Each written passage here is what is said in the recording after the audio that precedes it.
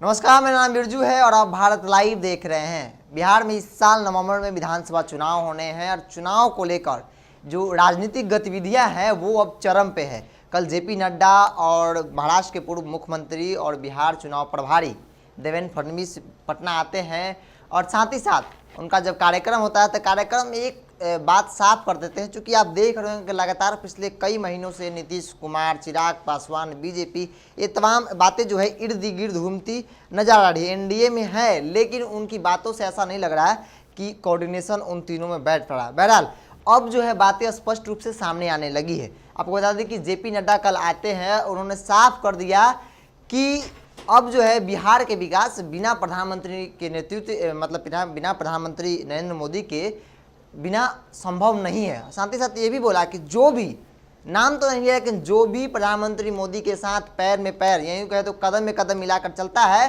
तभी बिहार का विकास संभव है। तो कहीं ना कहीं सीट समीकरण को लेकर भी बातें स्पष्ट हो गई कि अब जो सीट का डिमांड है वो कहीं ना कहीं जो नीतीश कुमार अपने बलबूते पर करना चाहते थे अब वो चीज़ें संभव नहीं लग रहा है। कहीं ना कहीं नीतीश को टेंशन देने लगी है बीजेपी। इस वक्त मेरे साथ बाबा है। बाबा आपको विस्तृत से जानकारी देंगे कि कौन क्या बोल रहा है, किस तरीके से बिहार की राजनीति में उठापटक हो रही है।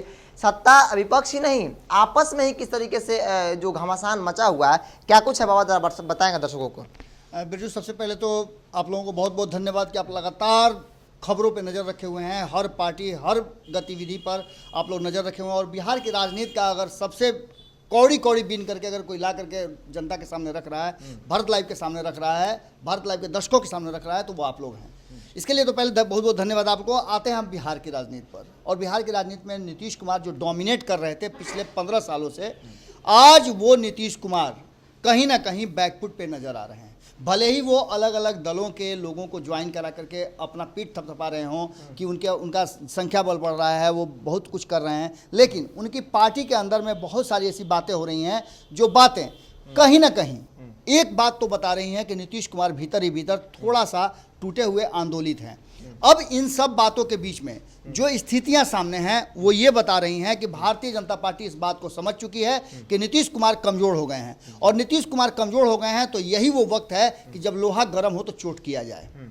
आप समझ लीजिए कि चिराग पासवान एक तरफ नीतीश कुमार के लिए बहुत कुछ सारी चीज़ें खड़ा कर रहे हैं और दूसरी तरफ भारतीय जनता पार्टी ने अपना एक अलग स्टैंड ले लिया और भारतीय जनता पार्टी सीधे तौर पे एकदम स्पष्ट तौर पे कह रही है कि अब उन्हें जो समझौता करना होगा वो समझौता उन्हें अपने शर्त पे नहीं बल्कि गठबंधन के शर्त पे करना होगा। और इसका सीधा सीधा जो आपने बातें कही, कल लगातार बिहार के जितने भी चुनाव से जुड़े हुए प्रभारी हैं वो सारे लोग आ गए और आ करके जिस तरह से लोग बातें कर रहे हैं उस तरह से स्पष्ट नजर आ रहा है कि कहीं ना कहीं बिहार की राजनीति में अब नीतीश युग का पर भारतीय जनता पार्टी माने बीजेपी युग या कहा जाए तो मोदी और अमित शाह युग का शुभारंभ हो गया है।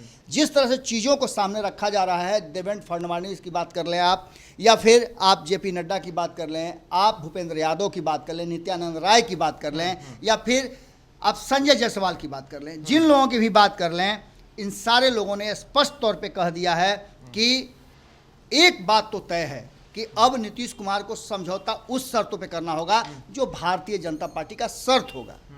इन सब बातों को लेकर के एक बात बहुत स्पष्ट नजर आई है कि आज से अभियान में निकल चुके हैं। आज से देवेंद्र फडणवीस जो कि चुनाव प्रभारी हैं वो आरा से अपने अभियान की शुरुआत करेंगे। आरा होते हुए वो कई जिलों में भ्रमण करेंगे, गया में जाकर के पूजा भी करेंगे। 13 तारीख को उनका यात्रा गया की तरफ होगा, आज वो आरा के लिए निकल गए और 14 तारीख को सीमांचल के क्षेत्र में जाएंगे और वहां जाकर के वो प्रधानमंत्री नरेंद्र मोदी की बातों को वहां जाकर के रखेंगे। इन सब बातों के बीच में सीधी तौर पे आप एक बात मान के चलिए कि जहां एक तरफ वो निकल रहे हैं वहीं दूसरी तरफ भूपेंद्र यादव की बात करें तो भूपेंद्र यादव भी लगातार गांव-गांव जाकर के और स्पष्ट तौर पे प्रधानमंत्री नरेंद्र मोदी की बातों को लोगों तक समझा रहे हैं। उनका सीधे तौर पे कहना, भूपेंद्र यादव को आप जानते हैं कि बहुत पैनी नजर रखे हुए बिहार की राजनीति पे और उनका एक एक मिनट सिर्फ इस बात में रहता है कि वो कैसे केंद्रीय योजनाओं को आम जनता तक पहुंचा दें। इन बातों पे वो पूरी तरह से अडिग हैं और वो अब जाकर के गांव-गांव में प्रधानमंत्री नरेंद्र मोदी की योजनाओं से लोगों को परिचित कराएंगे और बताएंगे कि क्या कुछ हुआ। इस बीच में उन्होंने ये भी कहा कि प्रधानमंत्री से बिहार की जनता बहुत ज़्यादा प्रभावित है, बहुत खुश है।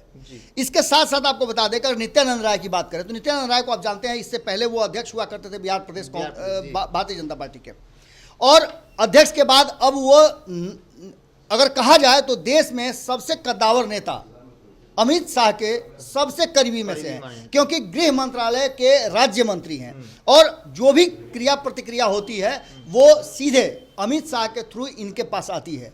ये पूरी ताकत के साथ लग गए हैं। नित्यानंद राय का कहना है कि वो अब बिहार में एक अलग तरह की राजनीति, जो विकास की राजनीति होगी उसकी शुरुआत करेंगे, मुद्दा आधारित राजनीति करेंगे, बिहार के विकास की बात होगी और इस विकास में कोई भी अगर आता है बीच में तो वो उसको साइड कर दिया जाएगा। जैसा कि आपने कहा भी कि बिना प्रधानमंत्री नरेंद्र मोदी और केंद्र सरकार के कोई भी विकास नहीं हो सकता है। खैर, अब इन बातों पर हम ज़्यादा तवज्जो नहीं दे रहे हैं, हम तवज्जो दे रहे हैं कि आखिर ये सारी चीज़ें क्यों हो रही हैं। इसके पीछे सबसे बड़ी बात है कि जो भारतीय जनता पार्टी के अध्यक्ष हैं, और खास करके बात की जाए तो संजय जायसवाल की भी, ये सीधी तौर पे कह रहे हैं कि उन्हें इस बार ज़्यादा सीटें चाहिए नीतीश कुमार से। बिल्कुल, अब दहाई नहीं, सैकड़ा में प्रवेश करना है। तो सैकड़ा में प्रवेश करने का मतलब आप समझ रहे हैं कि उनका सीधे तौर पे कहना है कि इस बार चुनाव में उन्हें 10, 20, 50, 100, 70, 80 नहीं चाहिए, उन्हें 100 से ऊपर सीटें चाहिए। और 100 से ऊपर सीटें लाने के लिए निश्चित रूप से आप समझ सकते हैं कि सीट की संख्या भी बढ़ानी पड़ेगी। समझिएगा, बहुत बारीक बात है ये, और इन बातों में बहुत तह छिपे हुए हैं। साफ तौर पे भारतीय जनता पार्टी ने संदेश दे दिया है कि उन्हें 100 से ऊपर सीटें चाहिए। इसका मतलब कि वो चुनाव ही 100 से ज़्यादा सीटों पे लड़ेंगे। अभी तक जो बातें चल रही थी वो 243 सीटों में ये चल रहा था कि भारतीय जनता पार्टी को 100 सीटें मिलेंगी। नीतीश कुमार अपने जिम्मे 110 सीटें रखेंगे और 33 सीटें दी जाएगी एलजेपी को। लेकिन अब इन बातों पर विराम लगाते हुए कहीं ना कहीं भारतीय जनता पार्टी ने स्पष्ट कर दिया है कि अब 2005 और 2010 की बात भूल जाइए। अब जो भारतीय जनता पार्टी आपको देगी वही सीटें आपको मिलेंगी।